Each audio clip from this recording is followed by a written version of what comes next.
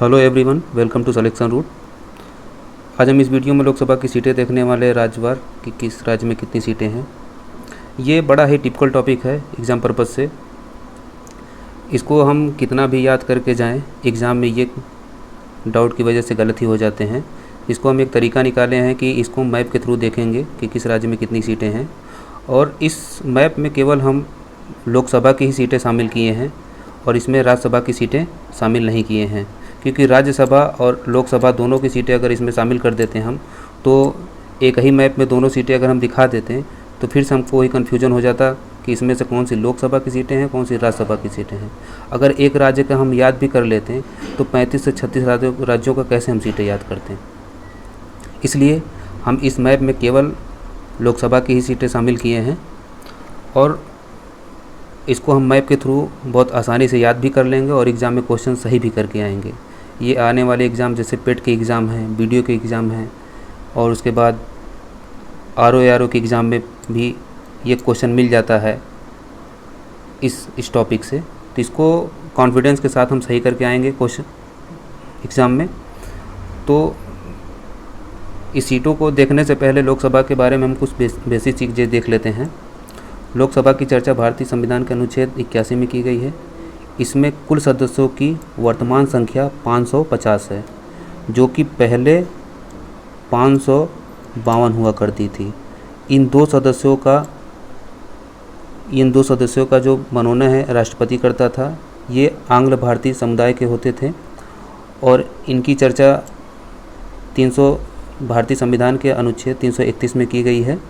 104वें संविधान संशोधन 2019 द्वारा इन आंग्ल भारतीय सदस्यों का मनोनयन समाप्त कर दिया गया है।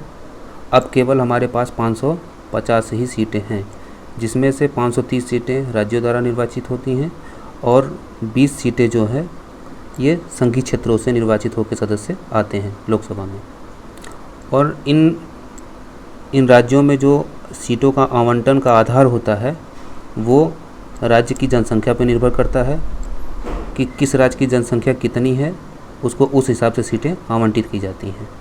और ये जो जनसंख्या है इसका आधार 1971 की जनगणना है। 1971 में जो जनगणना हुई थी उसी के आधार पर अभी तक चला आ रहा है और इसको 2026 तक ऐसे ही मानेंगे।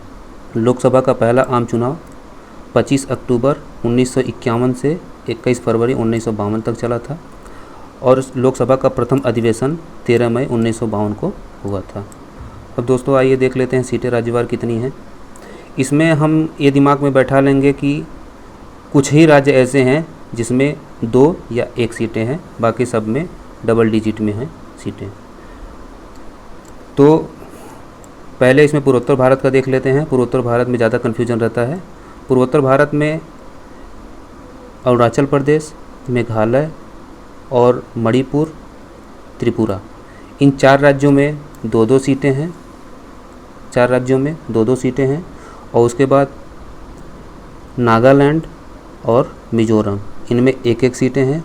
पूर्वोत्तर में 2 राज्य ऐसे हैं जिनकी केवल 1-1 सीटें हैं। कौन कौन से राज्य हैं वो? नागालैंड और मिजोरम। मिजोरम में केवल 1-1 सीटें हैं। मिजोरम और नागालैंड में 1-1 सीटें हैं। और उसके बाद पूर्वोत्तर राज्यों में सबसे ज़्यादा अगर किसी में सीटें हैं तो वो है असम में। असम में कुल 14 सीटें हैं। इसको याद रखिएगा, असम को स्पेशली याद रखिएगा, इसमें 14 सीटें हैं। क्योंकि हम पूर्वोत्तर का 1-2 सीटें मान के चलते हैं तो एग्ज़ाम में जब असम दे देता है तो हम वही लगा देते हैं, जो कि गलत हो जाता है। और उसके बाद यहीं बगल में सिक्किम का भी देख लेंगे तो सिक्किम छोटा सा है तो इसको ऐसे याद कर लेंगे कि इसमें भी 1 सीट है। तो लोकसभा की सिक्किम में 1 सीटें हैं। उसके बाद 1 सीटों वाले हम देख लेते हैं और राज्यों और संघीय क्षेत्रों को। तो दादर और नगर हवेली, दमन एंड दीव, इनमें भी 1-1 सीटें हैं।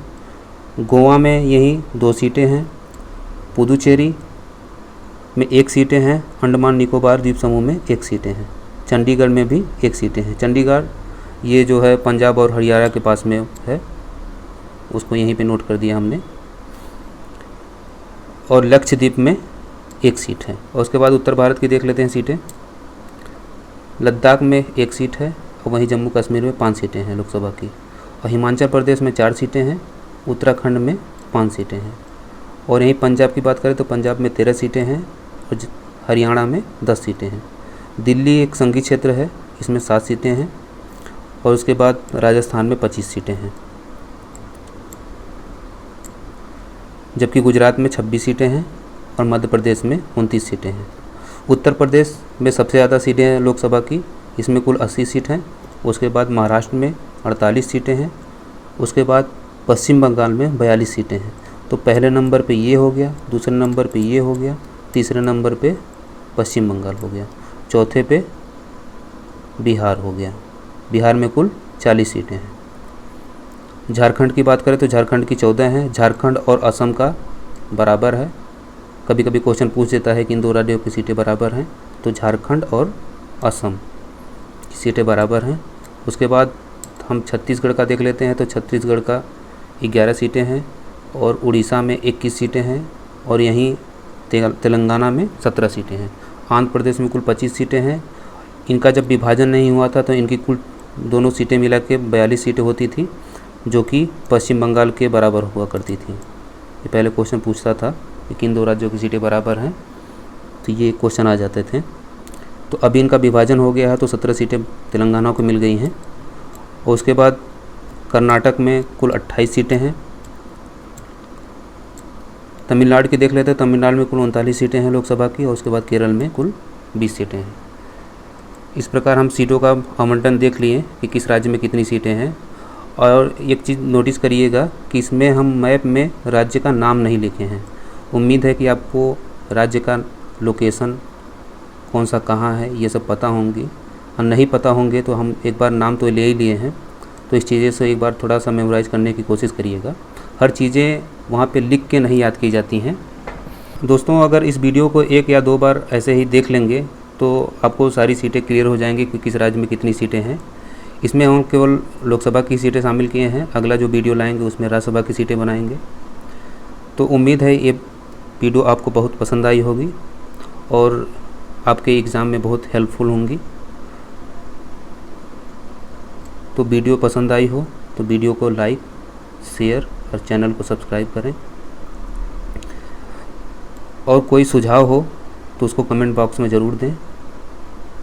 मिलते हैं अगली वीडियो में राज्यसभा सीटों के साथ। तब तक के लिए धन्यवाद।